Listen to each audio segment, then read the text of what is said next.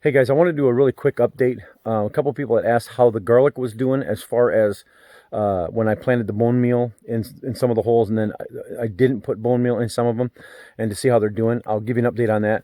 And another thing they wanted to know about was the spinach and the lettuce, how that was doing, that I planted from seed last fall. And of course the onion I planted from seed too. The spinach, man, I've been eating spinach all winter long, and some of it I'm just letting it kind of get yellow because I've been eating so much spinach, I'm getting kind of sick of it. So, but I'll give you an update on that. But first I wanted to show you something else that was kind of funny.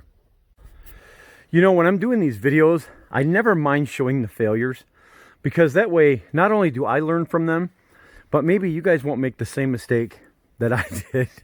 Now, when I was laying this a couple years ago, I guess, this north garden out, of course I plowed it and whatnot, and I laid all my beds, and you know, I laid out all the beds where they're going to be, and then I went corner to corner and made sure that it was all square.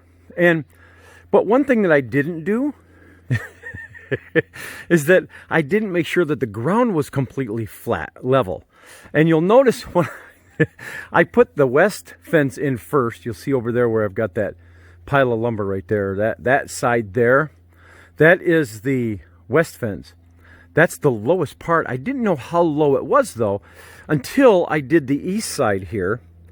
And you'll notice I started going here, pulled my string, and realized that the gate side down here, the west side, was like 12 or 14 inches lower. So I put in two sections of 8 foot, had to drop it down about 6 inches. Here, drop it down again, and then drop it down a little more. So basically, it's kind of sloping, but you don't notice it when you're inside of there. And so I just eyeballed it, and that was a big mistake. But you know, what I'm going to do is I'm just going to say that was on purpose, because that way the water slopes. That way, although it slopes toward my shed over there, which is not smart. But anyways, it's sloped a little bit, so that was kind of a big no-no. But it looks okay. I think the fence looks all right. What do you guys think? You know, something too is that in the wintertime, I get really lethargic, so I don't do an awful lot. I just putter in the garden and whatnot, but I don't really do an awful lot. You'll notice way over there in that corner, that pile of metal and whatnot, that's from the old greenhouse that I tore down, and I still haven't hauled that metal to the recycle. And so, yeah, that's how it goes. And that plastic tarp right there, that's covering up all the wood for my new greenhouse, which I still haven't started, and that is going to go right there in that corner, right there in the north, I guess be northeast corner of the north garden. So that's another thing that I gotta get going on. If you're wondering about those clamps, what I'm doing is I'm putting the top fence on. It's a 4-foot fence and then a 3-foot fence on top of it. So basically what I'm doing is I'm putting it up there, and then I'm tightening it with the clamps so that it'll get nice and taut before I staple it in. So if you're wondering why those are there, that's why. So let me show you updates on the spinach and the lettuce and the onions. Okay, since I had the fence down around this place, I put up this temporary fence right here to keep the deer out of the spinach and the lettuce. And so I started taking it down. I said, you know what, I'm going to show this video first because you guys would probably like an update. But if you remember last fall, I planted that spinach, and I planted way too much of it. You'll see some of it's wilting already because it's so close together that we've been eating spinach every day, and I'm getting tired of spinach right now. So anyways, the lettuce is doing gangbusters. I keep pulling that. So we didn't buy any lettuce and spinach all winter long, and it just kept growing like gangbusters. And so this 12-foot bed was enough to keep us in lettuce and spinach all winter. Now in the center here, if you remember way back in the fall, I planted onion seeds. There's a weed. But I planted onion seeds in the fall. You know, hear that plane? I was out here all morning and I never heard a plane. So what happens? I start videotaping. But anyways, the onions, they came up. We got a warm spell in December, and they started coming up. And then they've been growing just fine. We hit some pretty cold weather, and they're doing great. Of course, I will thin these out a little bit as they get bigger. But yeah, it's like I said, a lot of people had questioned when I said that I was planting seeds, onion seeds in the fall, and they said there's no way that they're going to germinate and grow even though you're in zone 7B. Well, I do this every year, and every year they do come up. And now I've got a head start on spring. So I don't have to start them in. So if you're in 7B or warmer, go ahead and throw your seeds in the fall. You're going to get a major head start. Now, I know a lot of people will say, well, I could start them inside in February and by March put them out. But yeah, here's the deal. I don't have to now.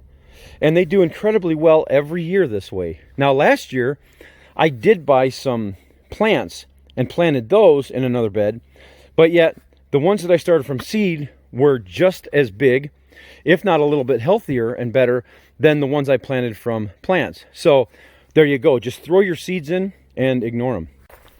Oh yeah, and here's another thing. For those of you that have been following my channel, you guys will know what those are. I can't get rid of them. Those are the walking onions. I dig them out every year because I replanted them in another location.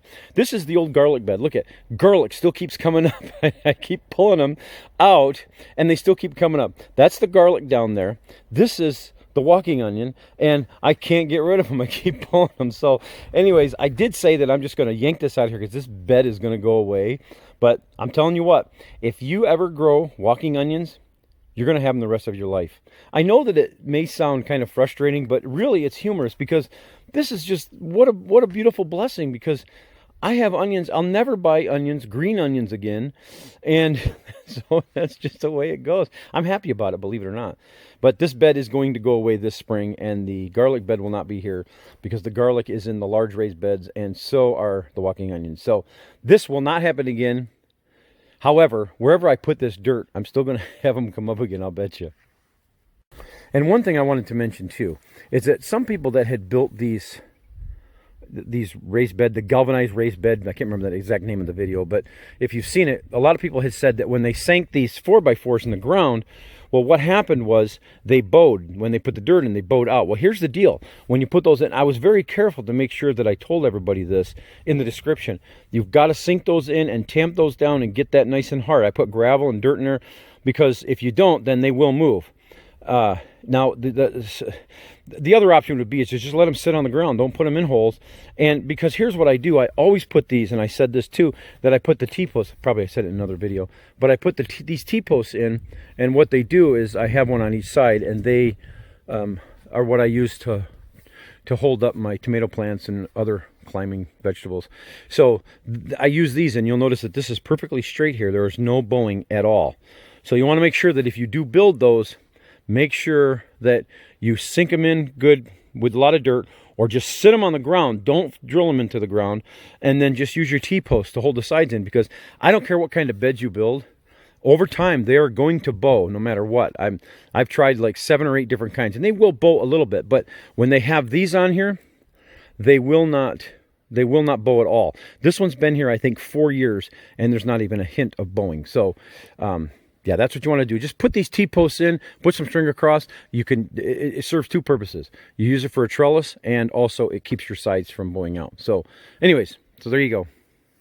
I know some people had wondered about the garlic that I planted last fall when I said that I was putting it.